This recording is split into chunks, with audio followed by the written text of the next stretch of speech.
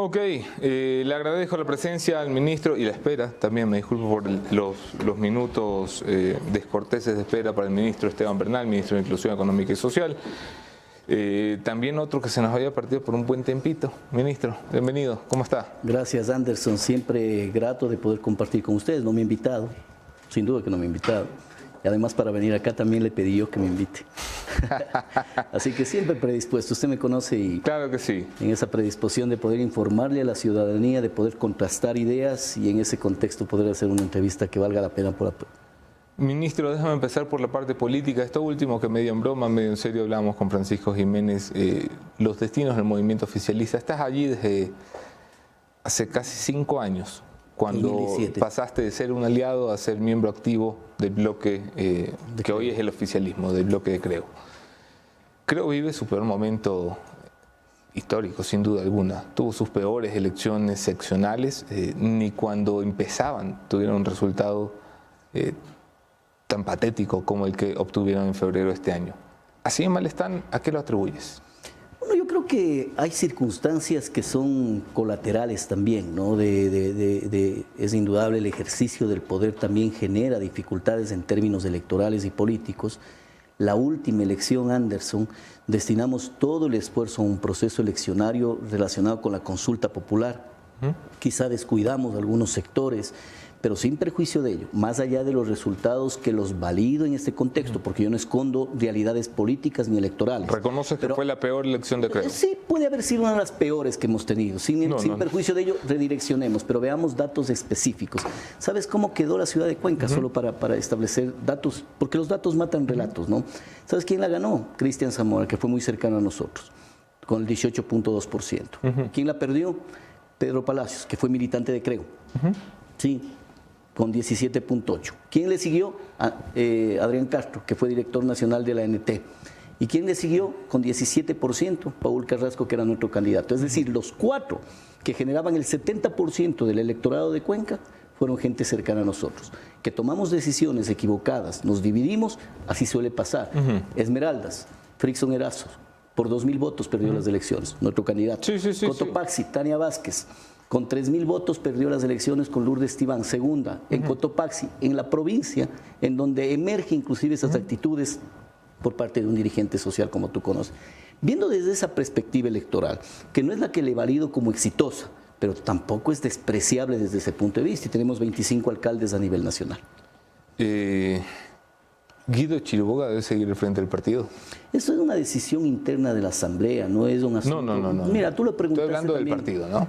Sí, por supuesto, yo creo que siempre va a requerirse cambios, hemos hablado, yo he hablado personalmente con Guido, le he dicho que a veces requieren redireccionamientos, los puntos de pausa en la vida pública no solamente están en los ejercicios de designación, también de elección como en el caso de un partido, y si es que necesitamos que Guido dé un paso al costado en ese contexto por redireccionar un partido político, bienvenido sea, y eso es una decisión no de Esteban Bernal, no de Francisco Jiménez, es una decisión de una asamblea interna que está integrada por 27 electores que a su vez tienen 61 votos, porque cada uno de los electores depende de la provincia a la que representa, de las circunscripciones del exterior, etcétera, tiene un número de votos y eso se definirá electoralmente.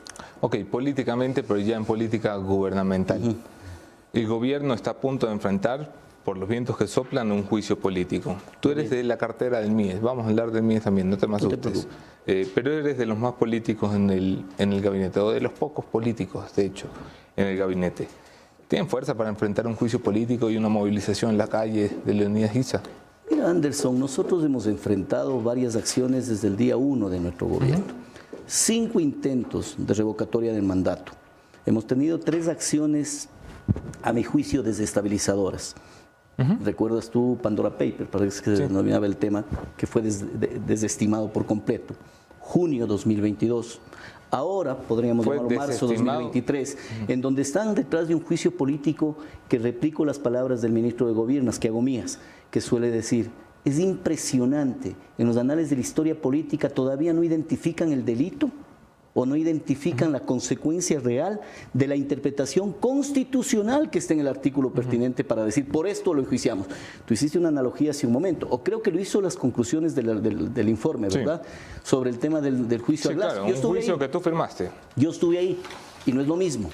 Y no es lo mismo, pero ni de lejos. Vamos a hablar de eso. Pero por supuesto y con gusto. Mira Presentaron el juicio político contra Jorge Glass en dos oportunidades y lo suscribiste 2 veces. Sí, señor. La primera vez cuando Jorge Glass no había sido investigado, procesado, condenado, ni mucho menos llevado a prisión. Era un juicio hecho con base en el trabajo de la prensa. El primer juicio que se presenta contra Jorge Glass se presenta por caso Caminosca, que firmó este servidor en Diario Expreso, se presenta por informaciones del Universo alrededor de Odebrecht, se presenta por informaciones de Villavicencio alrededor de los sectores estratégicos, y con eso, con el trabajo de la prensa, van ustedes ante la Corte Constitucional y dicen queremos enjuiciar políticamente al vicepresidente en función. ¿Cuál es la diferencia? Porque hay argumentos sumamente sólidos. Yo nunca me retrotraigo al inverso, yo siempre asumo responsabilidades. Si tuviese que decir, me equivoqué, lo diría.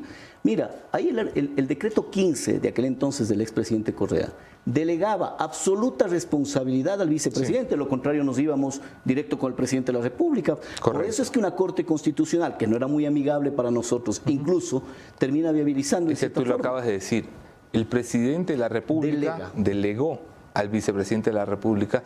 Esa fue la razón por la que no respondió el presidente de la República.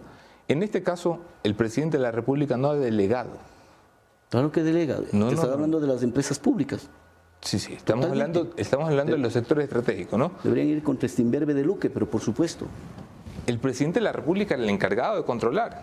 Decías tú, en 2017, Jorge Glass era el encargado de controlar todas las áreas donde hubo corrupción. ¿Quién era el encargado de controlar las áreas donde hubo corrupción? Hay responsabilidad política, ahora hay delegación por parte del presidente de la República para el tema de las empresas públicas, que tú mismo lo has citado.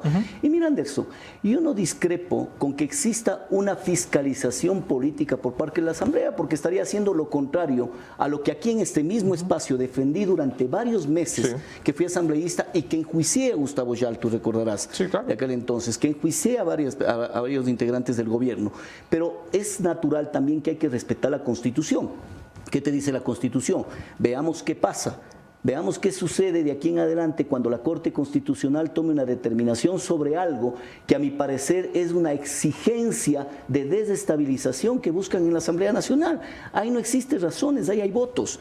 Y efectivamente hay que enfrentarlo. Y hay que enfrentar aquello como también hay que enfrentar las calles. Porque efectivamente, Anderson, hay un calentamiento de las calles por actores políticos sociales que quieren hacerle daño a la institucionalidad del gobierno. Mira tú, que inclusive existen varios medios de comunicación, varios actores sociales que plantean en las redes sociales y ponen alternativas. Dice, bueno, ¿cuál es la salida? Incluyendo tu reflexión de días pasados, porque te sigo, yo te escucho, ¿no? Y reflexionaba, decía, bueno, ¿cuál es la salida constitucional? Revocatoria del mandato, constitucionalmente es viable, pero por supuesto creo que la ciudadanía tiene todo el derecho, como han intentado en 5 ocasiones durante estos casi 2 años de gobierno. Hay un juicio político, requiere un informe, aprobaciones en votos, requiere una Corte Constitucional que se pronuncie de la admisibilidad, ¿no es cierto? Y varias alternativas. ¿Y por qué no una de las alternativas es que el presidente concluya el mandato como parte de su derecho constitucional ganado en las urnas? No nos lo regaló nadie, nos la caminamos y nos paseamos. Déjame conversar eso y vamos con Jefferson Sanguña, porque ¿por qué no es alternativo que el presidente concluye el mandato? ¿Quién dice que no? No, te digo que ni siquiera lo pronuncian como alternativa. Hombre, ¿tú crees que puede concluir un mandato un presidente que llama a diálogo a los partidos políticos y le dice que no el correísmo, le dice que no el PSC, le dice que no la Izquierda Democrática, le dice que no el Pachacutic, le dice que no Avanza, le dice que no Suma, le dice que no los que acaban de nacer, Reto y estos movimientos chiquitos?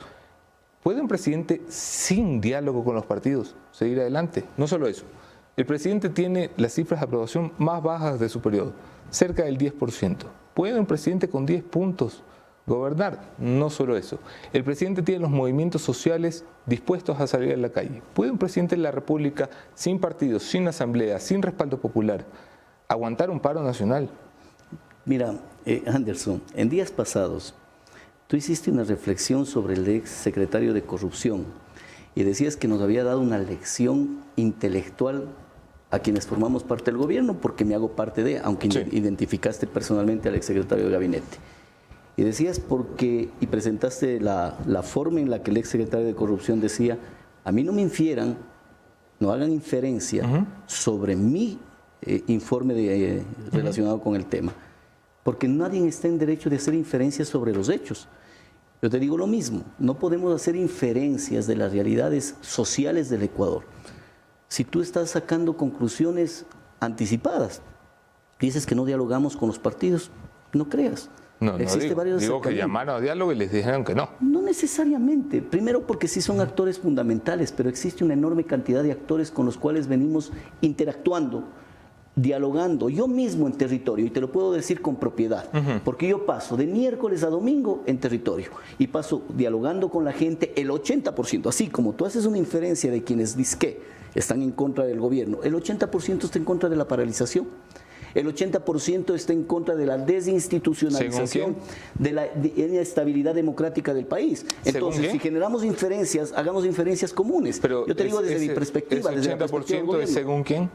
Según nuestras mediciones. También tenemos, ¿qué crees? Que nosotros actuamos a ciegas, también hacemos valoraciones, también hacemos... Pero ustedes han medido que el 80% del país está en contra de la paralización. Pero si solamente puedes hacer una valoración de la propia acción virtual del Ecuador a través de las diferentes redes sociales y mira la reacción que existe. Y mira tú cómo la gente dice no queremos paro. Ha habido pronunciamientos de dirigentes indígenas de amazónicos, ha habido pronunciamientos de dirigentes campesinos de la costa ecuatoriana. Eso no sirve. Lo mismo dijeron en junio y se les vino un paro que duró 18 días. Todo puede pasar, pero nosotros tenemos que respetar. En junio estaban todos con COVID porque no leyeron el paro. Tú me haces recordar un reportaje de Abraham Lincoln cuando en 1961 empezaron en procesos separatistas en Estados Unidos. Y alguien decía, presidente, renuncie porque su popularidad es baja. Y tomó la decisión de sostenerse para recrear todo ese proceso de unidad de los estados norteamericanos y crear el país más grande del mundo. Así también hay que sostenerse para darle garantía institucional al país, para que tengamos la capacidad de entender que cuando se genera un proceso democrático hay que generar el mismo para tomar la relación inversa. Si quieren un proceso revocatoria, bienvenido sea, pero hay que hacerlo, pues Anderson, no podemos jugarlo al análisis de la interpretación ambigua de la Constitución de la República, que estoy convencido de la Corte Constitucional dará un veredicto de inadmisibilidad a eso. Vamos a ver qué sucede. Jefferson Sanguña tiene la palabra. Ministro, buenos días, gracias por aceptar la invitación. Después de todo lo que usted ha venido comentando con Anderson en cuanto a las respuestas de que no se les ha dejado gobernar, que son ciertos actores sociales los que no permiten que sigan trabajando, al final del día, ¿cuál es la responsabilidad que también ustedes asumen como gobierno? Porque de eso veo poco y casi nada por parte de los ministros. El ex secretario de Comunicación, señor Pipo Lazo, en una carta tremenda hablaba de cómo se estaban administrando puertas adentro y era algo que no le permitía al presidente de la República también hacer acciones en favor de la ciudadanía. Entonces, ¿cuál es la responsabilidad que ustedes asumen también? Porque eso de lavarse las manos tampoco les queda. A ver, Jefferson, no hay que ser absolutistas en este proceso. Y lo del señor Lazo, me refiero a Pipo Lazo, por cierto, hago la aclaración. Hay que hacer una analogía como cuando a vos te invitan a una fiesta, llegas, bailas, disfrutas, te vas e insultas, porque no te ha gustado la música. Yo creo que hay que ser coherentes y consecuentes con la vida pública. Si aquello tenía como sentimiento interno, debía haberlo expresado. 1001 ocasiones estuve al frente de varias reuniones con eso. No lo hizo, créeme, no lo hizo. Y no es una persona a la que merece ni siquiera un análisis adicional de lo que estamos hablando. Lo que yo sí quiero decirle a la gente, a ustedes como medio de comunicación, que hay absolutismos en las interpretaciones que se hacen. No he hecho nada. ¿Qué tamaño absolutismo que se dice? A ver, hemos subido el salario mensual unificado en 2 ocasiones, de 400 a 425 y de 425 a 450, cumpliendo lo que dijo el presidente en campaña. ¿Por qué no lo pagan ustedes? Hemos mejorado. A ver. Facilito con plata ajena, yo también soy Papá Noel. Mira cómo tú, inclusive el cumplimiento de una oferta de campaña le das la vuelta. Cuando nosotros no hubiésemos aquello hecho, nos dirían, no estoy diciendo eso. Lo hicieron. Me estás diciendo que un beneficio que tienen los ecuatorianos... Todos lo pagamos. Exactamente, lo paga la empresa privada, no lo paga el Estado. Actividad privada que doy trabajo a más de 175 O sea, el esfuerzo lo están haciendo los empresarios, no lo está haciendo el gobierno. Pero también forma parte de una política laboral responsable con un ofrecimiento de campaña para mejorar la calidad de vida de los ecuatorianos. Crecimos, Jefferson, Anderson, en 430,000 nuevos empleos adecuados. La gente dice, pero no se siente. Bueno, claro, porque los 430,000 no vienen a la posta a decirte muchas gracias. ¿Quiénes? Aún quedan por solucionar un problema laboral, son quienes todavía generan incomodidad y por ellos estamos trabajando, porque no es un tema, reitero, ni absolutista del un lado ni el otro que digamos hicimos todo. Nosotros hemos creado esa cantidad de empleo que está medida con la metodología del INEC, metodología aprobada por la Organización Internacional del Trabajo, metodología Anderson, y aquí hago una recapitulación de sus propios programas, que en enero del año pasado, cuando tuvimos una caída de 130.000 empleos, producto del Omicron, producto inclusive del impacto, porque es un tema técnico, pero si hay tiempo inclusive lo puedo explicar, del impacto que había en el crecimiento de 4 a 4.25 en el salario mensual unificado. Este mismo medio de comunicación dijo, miren, el INEG acaba de manifestarse que ha habido la caída del empleo de 130.000. Hoy, la misma institución refiere, garantiza y certifica el incremento de 430.000 nuevos empleos adecuados en el Ecuador. Hoy, pero ministro, usted dice, claro, no caigamos en los absolutismos y evidentemente hacia eso voy. Entonces, ¿qué responsabilidad tienen ustedes de todo lo que está también sucediendo y de la crisis que tienen hoy por hoy como gabinete? Es que tenemos que hacer redireccionamientos. Nadie ha desconocido que hubo un pronunciamiento popular. Yo no voy a entrar en el análisis de decir la ganamos, la perdimos, la consulta popular. Hay un hecho cierto. No se pronunció el pueblo a favor mayoritariamente como esperábamos, lo reconozco, y eso nos ha hecho generar redireccionamientos. Y en un programa de televisión les decía a los panelistas algo que también reflexiono con ustedes. ¿A cuenta de que la pérdida de una consulta popular es causal para que los actores políticos y sociales del Ecuador le pidan la renuncia a un presidente? Aquellos mismos actores políticos de tendencia de izquierda latinoamericana, cuando Boric perdió las elecciones en el 2022, un referéndum con el 8% de popularidad. ¿A alguien de ellos se le ocurrió insinuarle y decirle, le recomiendo, presidente Boric? Digo por la coalición internacional de izquierda que siempre la tienen, ¿no? Nadie, absolutamente nadie. Es un proceso electoral que lo vivimos y lo trabajamos. Y ahora datos también, que son importantes, Jefferson.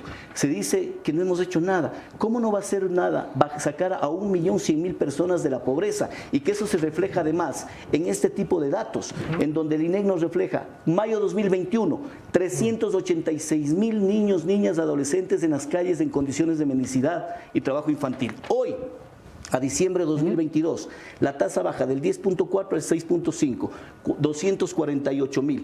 Pocos, imposible, pues. Son un número enorme, pero estamos en el proceso. No puede lograrlo en 2 años lo que todos anhelamos. Una pregunta sobre eso, Esteban, porque sabes que yo peco de ser muy tonto. Si hay tanta gente consiguiendo empleo, si hay tanta gente saliendo de la pobreza, si hay tanta gente ganando mejor, ¿por qué el gobierno tiene mínimos históricos de popularidad? Porque hacer lo correcto a veces no es lo popular. Ahora vamos a anunciar los resultados sobre la disminución de la desnutrición crónica infantil. ¿Quién se ha preocupado, Anderson? Seamos consecuentes. Yo he sido muy reflexivo sobre tu análisis.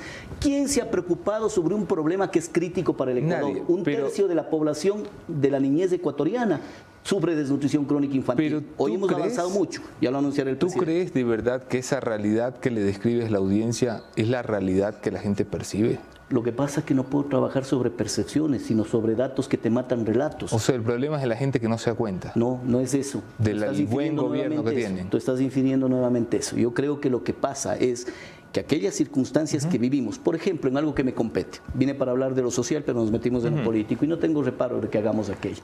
Pero mira tú, nosotros incrementamos mayor cantidad de gente al bono de desarrollo humano.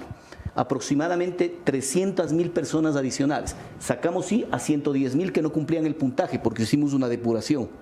Producto de lo cual, por cierto, están ya agitando la Asamblea Nacional para ponerle un juicio político a este ministro. No hay problema, porque hay que enfrentarlo, porque así es la política y tengo que demostrarlo. Pero ¿tú crees que quienes ingresaron, vinieron o fueron a los medios de comunicación a decir qué bueno, nos entregaron un bono nuevamente este gobierno, nos da cobertura y nos da protección? No, no lo dicen. Pero aquellos 110.000 que entre comillas se sienten perjudicados, pero lo que hemos hecho es aislarlo, o diría yo, excluirlos porque no cumplían el puntaje de acuerdo a una misma recomendación de la Contraloría General del Estado, te van a reclamar, pero por supuesto. Entonces, ¿qué es lo que pasa en la sociedad? Yo no puedo vivir en un mundo de percepciones, que dicho sea de paso, se acrecenta cuando tienes un gobierno que garantiza la libertad de expresión y que esa libertad de expresión genera 1.000.000 expresiones y percepciones. ¿Viste este titular del País? Déjame verlo. Dice: tengo más miedo de vivir en Ecuador que de cruzar el Darién. ¿Sabes lo que es el Darién, no? ¿Sabes la travesía horrible que significa para los seres humanos atravesar el Darién? ¿Cómo se arriesga la vida? El país que describes no se compadece de este titular de El País, del diario El País. Como tampoco el país que describes... Tampoco ese titular se compadece con los esfuerzos gubernamentales que hemos hecho para mejorar el país. Lo que yo no creo, Anderson, que existan absolutismos de un lado u otro. Yo creo que nos falta mucho por hacer. Todos los días, desde las 6 de la mañana me despierto, de lunes a domingo, sacrificando a la familia como lo hacen todos los ministros, más aún el presidente de la República, para que cambiemos este país. Tenemos grandes logros, pero también tenemos grandes dificultades y hay que continuar en esa línea. Y sobre esa línea, ministro, claro, usted ya lo anunció, el jueves estaba previsto para hoy que el señor Mario Ruiz presente una solicitud de juicio político contra usted, va a ser el jueves. A lo que el señor Mario Ruiz alude es de haber suspendido los bonos de desarrollo humano sin notificar, vulnerando el derecho a la gente. Usted dice, claro, pero seguimos aumentando el número de personas que accedieron al bono. ¿Cómo se entiende entonces esto del enjuiciamiento político? Mire, usted en la Asamblea Nacional puede esperar de todo, Jefferson, de todo. Y yo estaré ahí para defender toda una postura, porque sería lo más sui generis de Guinness que se enjuicia a un ministro por cumplir la ley. Le hago una analogía. El subsidio que se genera para el consumo eléctrico, si usted no consume más de 100 kilovatios, le genera un subsidio al Estado, ¿de acuerdo? Usted lo conoce. Cuando usted pasa los 100 kilovatios, inmediatamente se retira. Así funciona también los bonos. Cuando usted pasa el puntaje de 29.7, yo no desconozco que quien tiene 29.8 deja de ser pobre. No, pero esa es la norma y esas son las reglas públicas sobre las cuales nosotros actuamos. Y en ese contexto lo que ha hecho este ministro es cumplir con la normativa y una recomendación de Contraloría General del Estado. Pero a ello también hay que sumarle que la política social para nosotros ha sido prioritaria.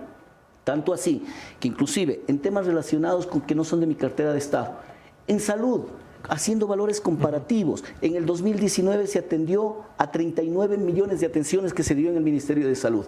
En el 20 bajó muchísimo, en el 21 subió y en el 22 estamos con 43 millones de atenciones. En el 23 vamos hacia 48 millones. Se ha logrado disminuir un costo en la adquisición de medicina, que no está completo todo porque tenemos que seguir trabajando en eso, en 81 millones de dólares. Hemos logrado y hemos tenido grandes avances en materia de vivienda. Lo propio, y si podríamos hablar de lo social, si tuviésemos la posibilidad, te diría millón cosas que hemos avanzado. Ministro, tengo que hablar de temas menos amables que lo social. Yo sé que tú eres un ministro de lo social, pero te toca por ser político en el gabinete.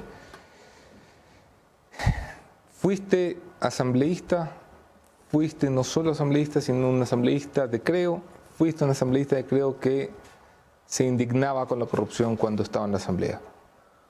Hoy estás en un gobierno señalado por corrupción. ¿Cómo te hace sentir eso?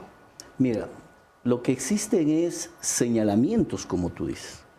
Lo que tiene que hacer es comprobárselos. Yo me ratifico en mencionar que yo pertenezco a un gobierno liderado, un gabinete por un presidente honesto y decente. Y te lo digo mirándote a los ojos.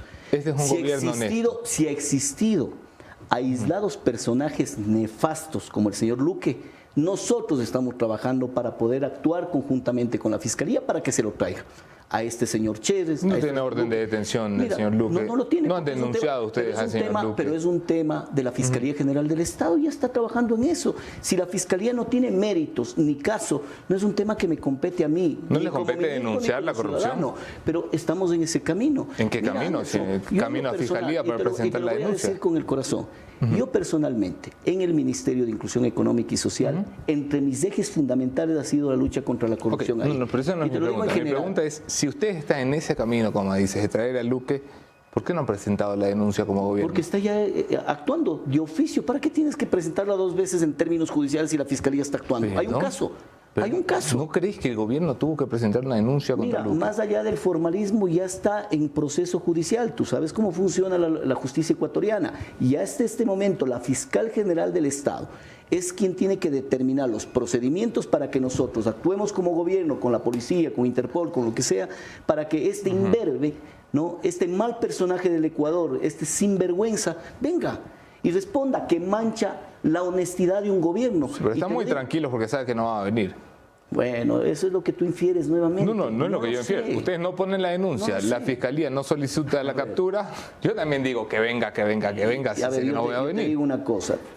Tú conoces cómo funciona la justicia. O sea, si ya hay un proceso judicial, ¿por qué un tema simbólico? Te doy mi palabra, y esto le dejo para que la gente también tenga una interpretación. Que si nosotros hubiésemos ido a poner la denuncia, dirían, miren, show, porque ya está el juicio. Ya está el juicio, Anderson. Y es un tema de procedimiento judicial. No soy abogado, soy economista, pero interpreto claro cómo funciona la normativa judicial de nuestro país. Dices, hay actos aislados de corrupción. El que ustedes plantearon, nosotros también dudamos, todavía no está ni confirmado por la Fiscalía, pero nosotros sí nos incomoda que un tipo de esta naturaleza no respaldó ni representó los lineamientos que el presidente lo propuso desde el día 1. Pero ustedes hacen como que la corrupción hubiera sido Hernán Luque, pero está por los techos, escúchame, está por los techos Hernán Luque, ¿no? Se les quiso fugar del país un viceministro, el señor Mauricio Guim, lo cogió la Fiscalía. Se les metieron a llenar al otro viceministro jurídico, el señor Marcos Miranda. Vamos, 3 funcionarios. Tuvieron que echar a Icaza, que era parte de la estructura, y lo tuvieron que echar no por bien portado. Tuvieron que echar a Ítalo Cedeño. Tuvieron que echar a Hugo Aguiar, gerente general en funciones allanado en Petroecuador.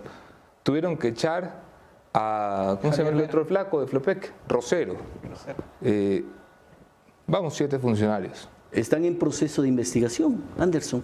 Veamos qué sucede. Pero si ¿cómo pueden seguir sosteniendo que esto es un caso aislado de corrupción? No. Están en 4 empresas públicas, en 2 viceministerios, en una gerencia de empresas públicas y siguen hablando de casos aislados. Mira, es un tema específico que ustedes empezaron en un proceso de denuncia, que dicho sea de paso, yo soy más que respetuoso porque así tiene que ser el comportamiento ético público, que se hagan las investigaciones necesarias.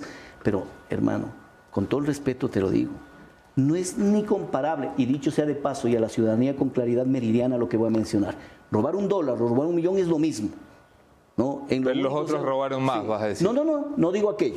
No, por eso estoy haciendo una aclaración. Y digo, error sí dices aquello, no, pero te estoy haciendo la aclaración. Robar $1 o robar $1 millón es lo mismo.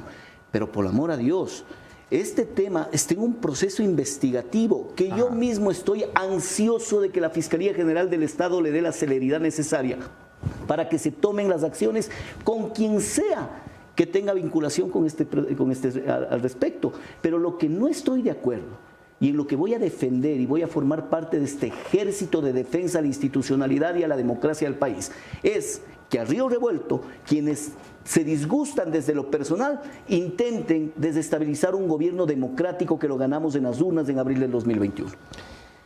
Fuiste hombre crítico de los señalamientos de los actos de corrupción del correísmo. Hay un acto de corrupción en el correísmo que es particularmente emblemático, que es el caso de Pedro Delgado. ¿De quién? De Pedro Delgado. ¿Te acuerdas de Pedrito Delgado? Sí, claro. Ellos sí se llamaban parientes. En el gobierno del presidente Lazo no existe un solo familiar dentro del gobierno. No, existen fuera, el cuñado del presidente, ¿no? Sigues infiriendo. Eso es un tema independiente. Si el presidente tiene su cuñado, su primo, su hermano que conversa, que dialoga es otra cosa. Pero Esteban, en la administración no existe. Esteban, ¿tú esperaste una sentencia judicial para acusar de corrupción a Jorge Glass cuando su tío recibía a Odebrecht para hacer favores? No, mi estimado no, ¿verdad? Anderson, y te lo voy a decir, porque los caminos políticos con los caminos penales van a veces de la mano o a veces separados. Entonces, para unos sí vale y para otros no. Judicial. Pero no significa eso de que a cuenta cierta de inmunidad parlamentaria y de la capacidad fiscalizadora, yo me invente grados de responsabilidad y trate de interpretar la Constitución de la República a su antojo, desestabilizador. No te me pierdas, te hablaba de Pedro Delgado, porque una de las cosas que recuerda este país es ese momento cuando Pedro Delgado es denunciado desde el Diario Expreso por faltas a la ética y a la ley, y el gobierno decide apapacharlo, y para apapacharlo le hacen un homenaje. Yo te quiero mostrar una foto de ayer, a ver qué piensas tú. ¿Me pones la foto aquí en producción? La acabo de mandar al grupo. La foto que vas a ver fue subida ayer por La Historia de Marlon Puertas. Y ahí está, Danilo Carrera Druet, ayer, con ese chico con mascarilla, es Eitel Zambrano, asambleísta del oficialismo, es decir, cercano al movimiento Creo. Se cambió, este fue uno de los que hizo camisetazo en los primeros días. dándole un homenaje. De hecho, le está dando una condecoración, que es la condecoración Vicente Rocafuerte. ¿Cómo tomas que el oficialismo condecore al señalado e investigado por corrupción y narcotráfico cuñado del presidente de la República? La palabra más recurrente que he tenido en toda esta entrevista es inferencia. Creo que todos los ecuatorianos que nos ven y nos escuchan deben estar profundizando en ella. ¿Qué forma de inferir analogías inclusive con un tema de Pedro Delgado, con un asunto privado? Solo le falta irse a un matrimonio, ¿no? Y dicho sea de paso, mi querido Anderson, ¿no? Sobre la participación del gobierno sobre la acción de un asambleísta que además es independiente y forma parte de un bloque coyuntural legislativo en la Asamblea Nacional. Y tú generas una inferencia diciendo que es del gobierno, primera cosa. ¿El señor es el oficialismo o no es el oficialismo? Sí, no, forma parte del bloque legislativo, pero no puedes decirle al gobierno, y te voy a decir algo que vale la pena ¿vota con el gobierno o no vota con el gobierno? La ciudadanía. Sí, pero por supuesto, en días pasados, en una entrevista que tú hiciste con Carlos Vera, para que veas que te sigo, ¿no? Y porque valoro, porque hay que generar también, y además no hay que solo escuchar a los que nos dicen aplausos, sino a quienes nos critican para justamente redireccionar política pública, de ser el caso. Decías, mira tú lo que ha pasado con los jueces, el que archivó el famoso informe, etcétera, etcétera. Sí. Es que lo hizo el gobierno. ¿Cómo que el gobierno? Pero es que el juez es nombrado por el Consejo de la Judicatura y el Consejo de la Judicatura es amigo del gobierno y por lo tanto es del gobierno. ¿Crees que esos niveles de inferencia se debe hacer en la política pública y sobre todo en la expresión periodística? No, Anderson. La judicatura. Espera. Aquí dicen una cosa muy suavecita. Lo dijiste. La judicatura no responde al gobierno. Oye, ¿en serio que tú crees que yo podría terminarte diciendo inclusive aquello? Entonces, hemos sido los más respetuosos del tema de la independencia institucional. Tan respetuoso que el señor Juan José Morillo. Sí, recuerdo lo que vas a sacar. Fue y dijiste que a ordenarle a un juez en nombre del presidente de la República, o sea, a cometer delito. No sé si el país se ha enterado, el señor Juan José Morillo es vocal del Consejo de la Judicatura. Publicamos un audio donde Morillo iba a ordenarle a un juez que falle de cierta forma en nombre del presidente de la República. El presidente rechazamos puntualmente esa actitud. ¡Ay, qué malote! Pusieron un comunicadito. Pero mira tú cómo dijiste que el gobierno nacional está en función del Consejo de la Judicatura. A mí no me mareé, ministro. Le pusieron una denuncia al señor Morillo. No le pusieron. ¿Saben por qué? Porque el presidente de la República le pidió a Morillo. Y si denunciaba a Morillo, se iba con Morillo.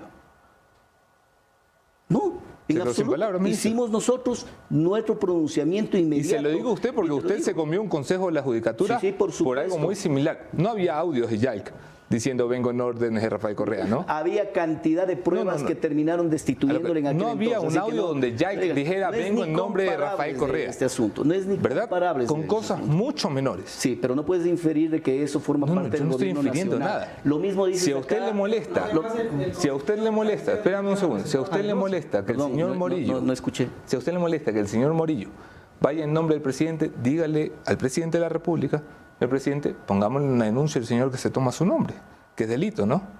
¿Usted concuerda conmigo en que es delito? En su momento hubo un pronunciamiento del gobierno nacional, pero lo que tú igual desvías del tema de la conversación. Estás diciendo, yo usted me viene a decir que la Judicatura... Infieren que nosotros somos parte del Consejo de la Judicatura y que el Consejo de la Judicatura es parte del gobierno nacional. Y producto de eso se nombra un juez y producto de eso se archiva.